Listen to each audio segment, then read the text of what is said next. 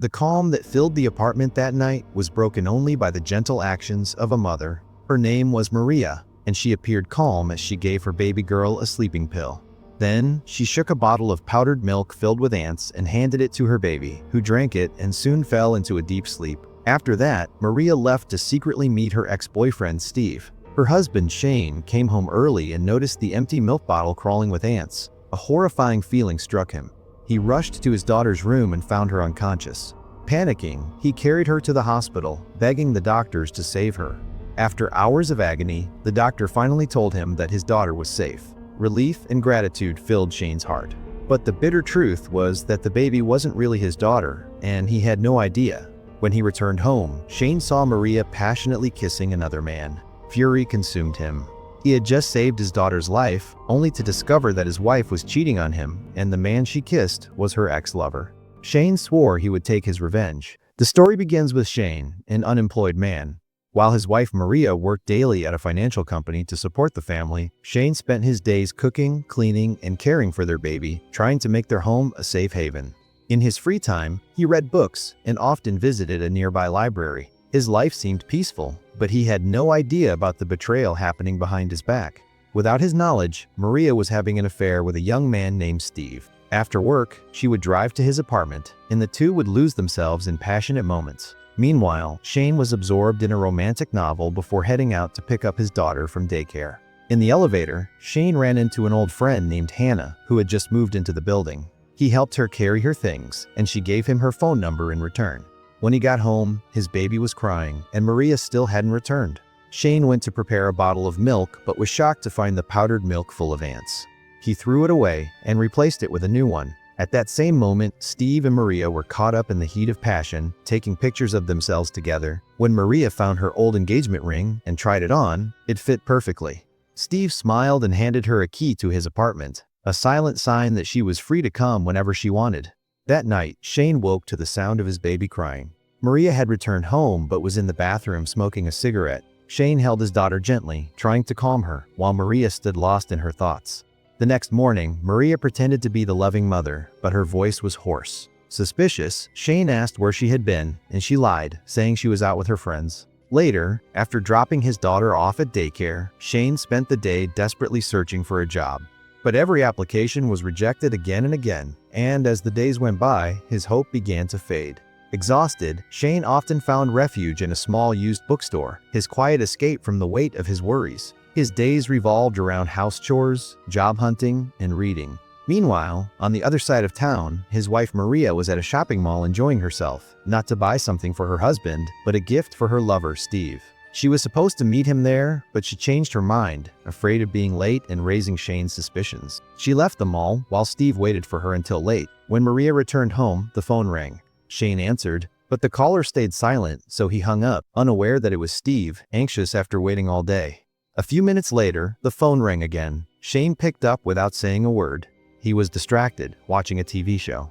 On the other end, Steve stayed silent too, fearing that Maria's husband had answered. Maria glanced at Shane, relaxing in front of the TV, and snapped. She shouted that she had been expecting an important call from her office and accused him of being lazy while their baby cried. Her words cut deep, tearing through his pride. She went on insulting him, calling him a failure, a disappointment as both a man and a husband. After her outburst, Shane went outside to clean the car, pouring his anger into scrubbing the carpet. That's when he noticed something strange, a toll receipt. His heart sank, knowing their finances never included paid road usage. A seed of suspicion began to grow. That night, they lay in bed. Shane was filled with desire, while Maria's mind wandered to Steve. Despair crept into Shane's heart. The next day, Maria went to work, and Steve came to see her. He was a designer at the same company. He entered her office. She closed the blinds, and they began kissing passionately. Moments later, the receptionist called to say that Shane had arrived. Panic struck Maria. She and Steve rushed to tidy up the room and hide the evidence. Outside, Shane noticed the blinds were closed and grew suspicious. When he walked in, Maria and Steve pretended to be busy. Steve greeted him politely, then quickly left. Later, as they drove home, Shane's doubts deepened. He asked Maria why she wasn't wearing her shoes, but she ignored him and changed the subject. Her indifference pushed him to the edge. He almost hit a pedestrian.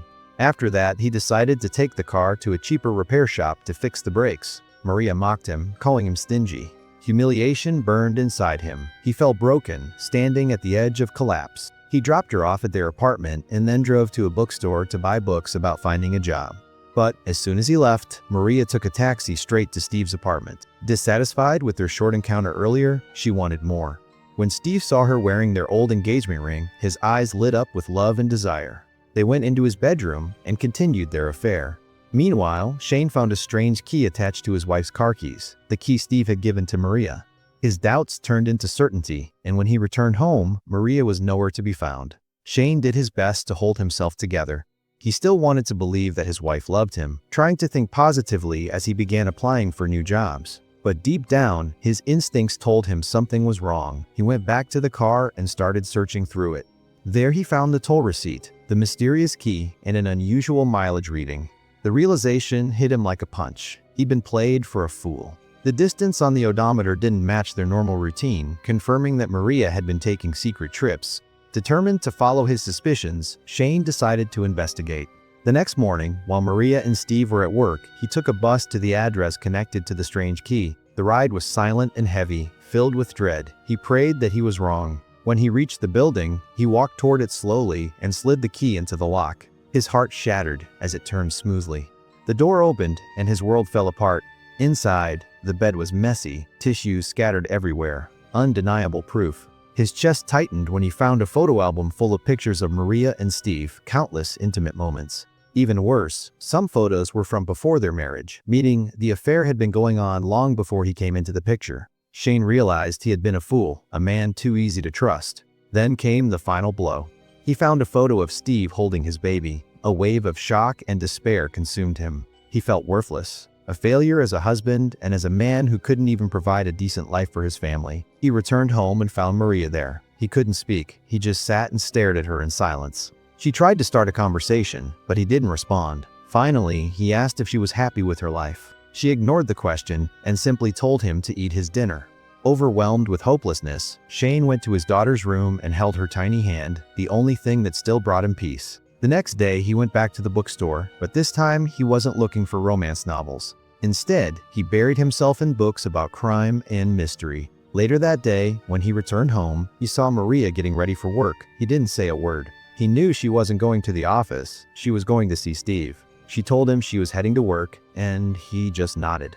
And his intuition was right. Maria and Steve were at the beach. After their time there, they went back to his apartment and continued their affair. That's when Maria noticed baby supplies in the bathroom. She confronted Steve, who told her he was ready to start a family with her, that he wanted something serious, not just an affair. Maria was shocked. She told him that she did love him, but his sudden talk about commitment was too much. She admitted she preferred a relationship without strings attached. Steve grew angry, and Maria stormed out, only to get into a minor car accident shortly after.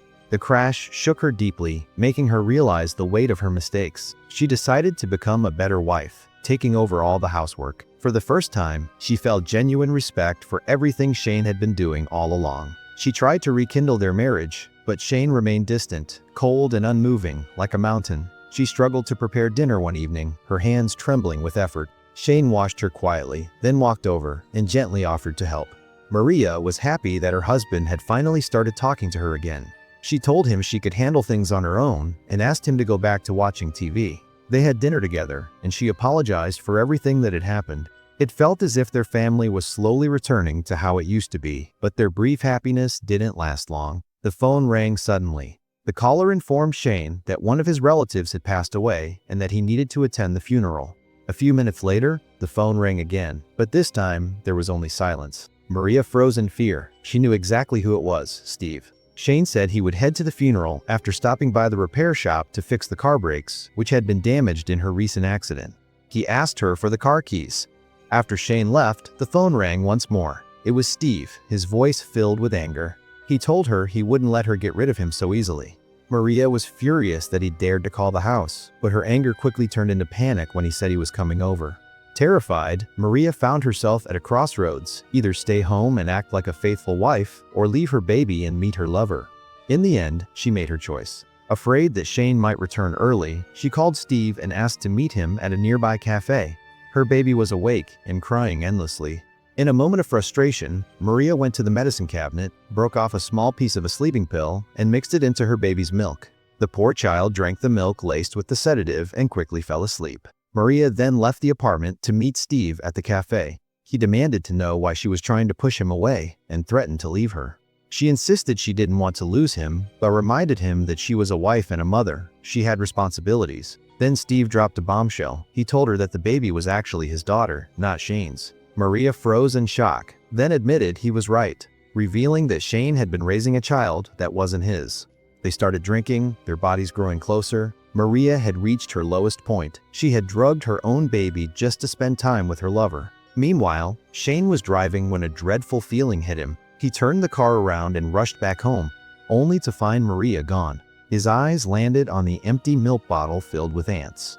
Then he looked at his baby and saw that she was burning with fever. Panicking, he scooped her up and raced to the hospital. Doctors ran emergency tests. Shane froze as the doctor explained that the baby had been poisoned with sedatives meant for adults. The doctor added that if Shane had arrived just a few minutes later, the baby could have suffered brain damage or even died. Shane collapsed in shock, unable to believe his wife could have done something so monstrous. Thankfully, the doctors managed to save the poor child. A wave of relief washed over Shane, along with a deep, indescribable sense of gratitude. Shane took his baby girl from the hospital and headed home. But before he got there, he saw something that set his heart on fire. His wife, Maria, kissing Steve. Rage exploded inside him, but he barely held it in. He tried to stay calm, to be patient, to save what was left of his family. Yet, when he opened the door, he came face to face with every man's worst nightmare, his wife and her lover together. Her betrayal was laid bare before his eyes, and every drop of patience inside him shattered. That's when he decided to take revenge. The next day, Shane dropped his daughter off at daycare, then called his friend Hannah, saying he had to travel to the countryside to attend a relative's funeral. She agreed to drive him to the train station. On the surface, he seemed calm, but inside he was burning with fury. He got on the train and made sure Hannah saw him bored. As soon as it started moving, he got off at the first stop. He went straight to Steve's apartment, put on gloves, and went inside.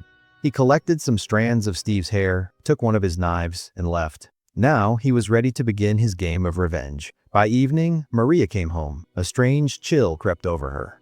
The apartment was dark. Her husband and daughter were gone. She felt an odd sense of relief, thinking she'd have a quiet moment to herself. But she froze when she saw a photo of herself with Steve. She suspected he might have brought it.